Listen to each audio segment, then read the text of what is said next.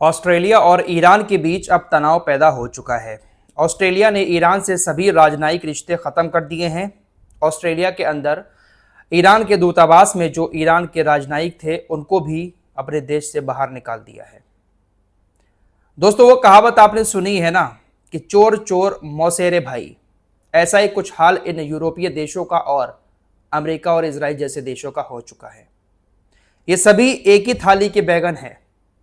America in बैगनों को जिस तरफ चाहता है लुढ़का देता है। ये जो कुछ हुआ है ऑस्ट्रेलिया की तरफ से, इसके पीछे भी कहीं ना कहीं इजराइल और अमेरिका का ही हाथ है। ईरान सभी की नज़र में बहुत ज़्यादा चुभ रहा है और ईरान के ऊपर जो भी एक्शन लिया जा रहा है किसी भी यूरोपीय देश के द्वारा या किसी भी ऐसे देश के द्वारा जो अमेरिका और इजराइल का दोस्त है, तो उसके पीछे कहीं ना कहीं इजराइल का ही हाथ है, अमेरिका का ही दबाव है। दरअसल पूरा मामला ये है कि ऑस्ट्रेलिया के प्रधानमंत्री अल्बनीज ने एक आरोप लगाया ईरान के ऊपर कि ईरान ऑस्ट्रेलिया के अंदर यहूदी विरोधी हमले करवा रहा है। दरअसल पिछले 1-1.5 साल के अंदर ऑस्ट्रेलिया में 2 हमले हुए। एक हमला सिडनी के रेस्टोरेंट में हुआ था, दूसरा हमला ऑस्ट्रेलिया के मेलबर्न में एक मस्जिद में हुआ था। बहुत लंबी जांच के बाद अब ये आरोप लगाए गए हैं ईरान के ऊपर ऑस्ट्रेलिया की तरफ से कि हमारी खुफिया एजेंसियों ने जो जांच की है उसमें ये बात सामने आई है कि इन दोनों हमलों के पीछे ईरान का हाथ है। हमारी खुफिया एजेंसियों के हाथ जो सुराख लगे हैं उसमें यह बात सामने आई है कि ईरान ही साजिश रच रहा है यहूदी विरोधी हमलों की ऑस्ट्रेलिया के अंदर, जिस वजह से हम ईरान के साथ अब कोई रिश्ता नहीं रखेंगे। ईरान के राजदूत को भी अपने देश से ऑस्ट्रेलिया ने निकाल दिया। अब इसके पीछे हाथ किसका है आप अच्छे से जानते हैं। यहूदी विरोधी कहीं पर कुछ नहीं होना चाहिए पूरी दुनिया के अंदर। मुस्लिम विरोधी चाहे कितना भी कुछ होता रहे, किसी को कोई फर्क नहीं पड़ता है। गाजा के हालात आप लोगों को बता देता हूं। गाजा के अंदर एक हॉस्पिटल अल नासिर हॉस्पिटल है, उस पर इजराइल की सेना ने हमला कर दिया। 20 लोगों की मौत हुई, जिसमें 5 पत्रकार भी थे। और ये वो 5 पत्रकार थे जो काफी टाइम से गाजा के अंदर डेरा डाले हुए थे। बिना मौत के डर से ये लोग गाजा के अंदर जो कुछ हो रहा था उसकी सच्चाई दिखा रहे थे। अब जो सच्चाई दिखाता है वो कितना ज्यादा चुभता है नेतन्याहू की नजर में भी, क्योंकि सच्चाई से तो इनका दूर दूर तक नाता है ही नहीं।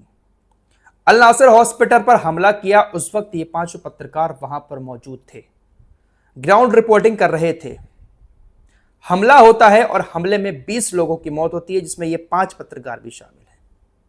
जब इन पत्रकारों की मौत हुई तो पूरी दुनिया के अंदर हंगामा शुरू हो गया। जो राजनयिक रिश्ते होते हैं इजराइल के साथ जिन देशों के, उन्होंने इजराइल से सवाल पूछना शुरू कर दिए कि आपने 5 पत्रकारों को मार दिया।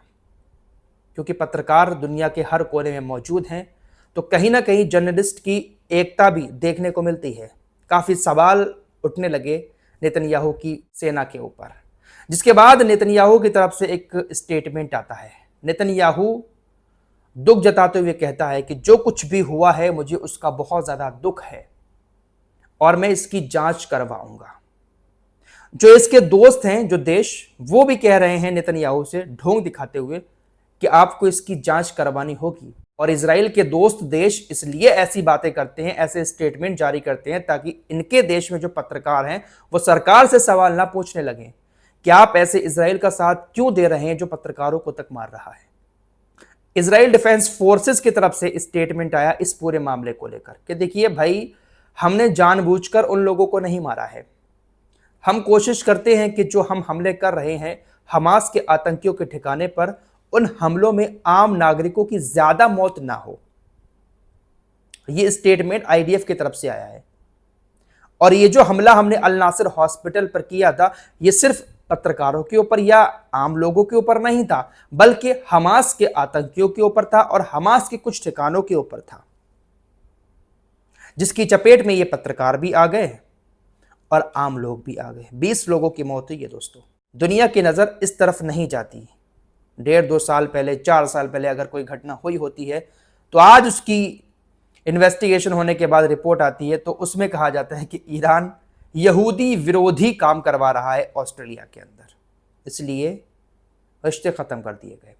अब ये जो अल नासिर हॉस्पिटल पर हमला हुआ, इसको लेकर एक प्रेस कॉन्फ्रेंस में डोनाल्ड ट्रंप से पूछा गया पत्रकारों के द्वारा कि इस पर आपका क्या कहना है। डोनाल्ड ट्रंप का जवाब सुनिएगा। डोनाल्ड ट्रंप ने कहा कि आप मुझसे जो सवाल पूछ रहे हैं इसके बारे में मैं नहीं जानता हूं। अल नासिर हॉस्पिटल पर हमला हुआ है, पत्रकारों की मौत हुई है, इसके बारे में मुझे नहीं पता है और मैं इसको देखना भी नहीं चाहता हूं। डोनाल्ड ट्रंप ने इस बात को काटते हुए अपनी तारीफें शुरू कर दी। डोनाल्ड ट्रंप ने कहा कि देखिए हमने किस तरीके से गाजा से 20 बंधकों को छुड़ाया और अभी भी जो कह रहा है इजराइल के 20 बंधक हमास के कब्जे में हैं, 20 नहीं है, गिनती थोड़ी सी कम है।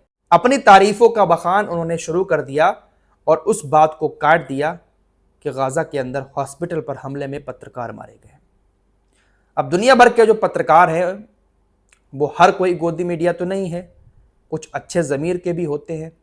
ये स्क्रीन पर आपको एक आईडी कार्ड दिखाई दे रहा है, ये कनाडा की फोटो पत्रकार वैलेरी जिंक का है।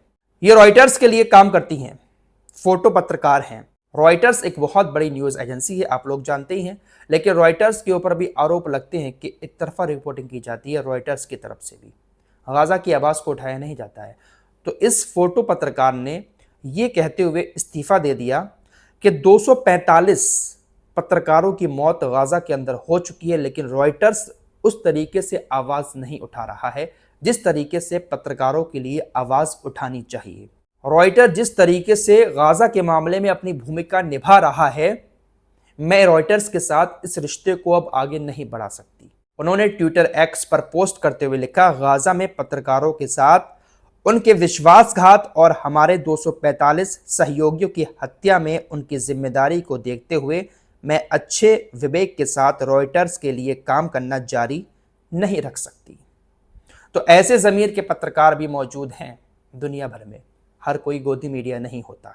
इस जंग के दौरान आपने ब्राज़ील का नाम भी काफ़ी सुना होगा, जिसने खुलकर गाजा का सपोर्ट किया। ब्राज़ील के जो राष्ट्रपति हैं लूला, वो खुलकर इजराइल की मुखालिफत करते हैं। गाजा की वजह से उन्होंने इजराइल से सारे अपने संबंध भी ख़त्म कर दिए और जो राजदूत था इजराइल का ब्राज़ील के अंदर, उसको भी निकाल दिया।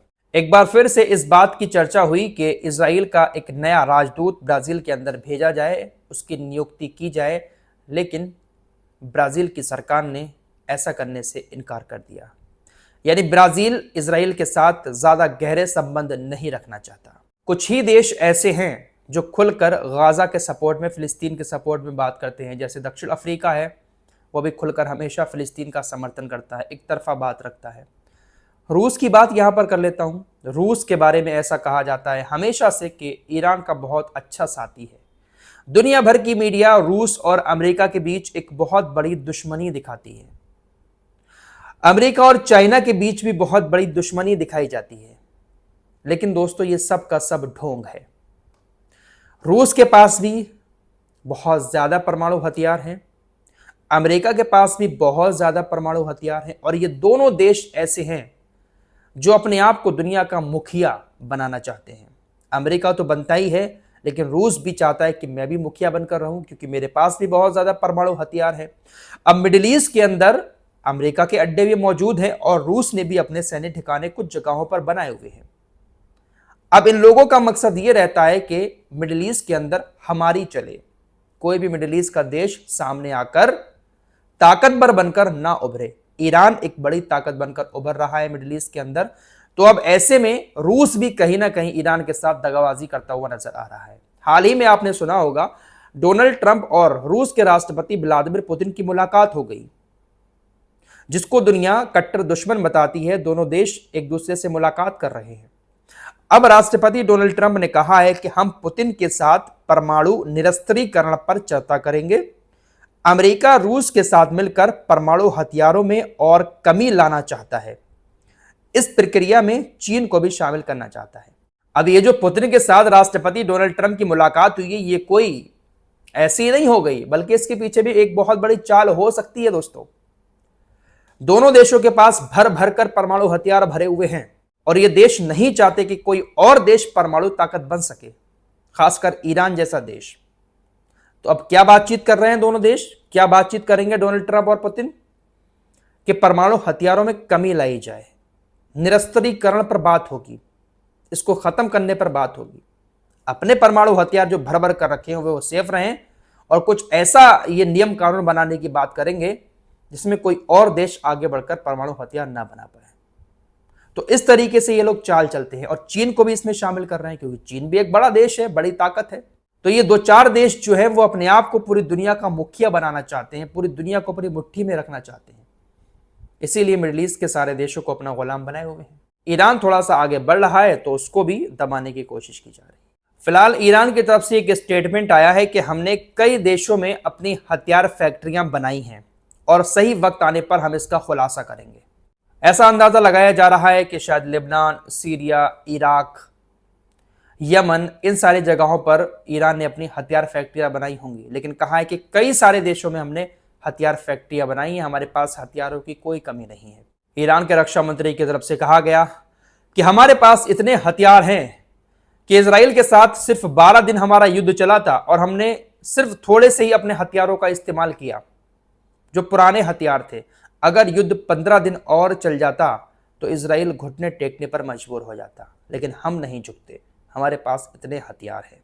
हथियारों की बात चली है तो एक खबर आपको तालिबान और पाकिस्तान की भी बता देता हूं।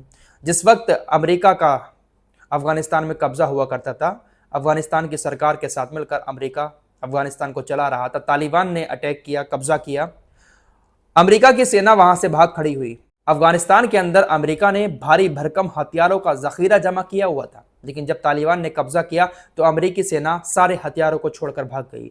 एक आंकड़ा अनुमान लगाया जाता है कि तकरीबन 7 अरब अमेरिकी डॉलर के हथियार अमेरिका की सेना छोड़कर अफगानिस्तान में भागी है, जिसमें बख्तरबंद गाड़ियां भी हैं, टैंक भी हैं और बड़े बड़े एडवांस वेपन भी हैं। अमेरिका ने जो हथियार छोड़े थे वो हथियार अब तालिबान के कब्जे में आ चुके हैं और उसको वो चलाना भी सीख चुके हैं और धीरे धीरे और ज़्यादा ट्रेनिंग भी ले रहे हैं, जिसको लेकर पाकिस्तान को हमेशा खतरा महसूस होता है। पाकिस्तानी सेना के प्रवक्ता अहमद शरीफ चौधरी ने इन्हीं हथियारों को लेकर कहा कि अमेरिका जो हथियार पाकिस्तान के अंदर छोड़कर गया है, ये पाकिस्तान की सुरक्षा के लिए बहुत बड़ा खतरा हो सकता है।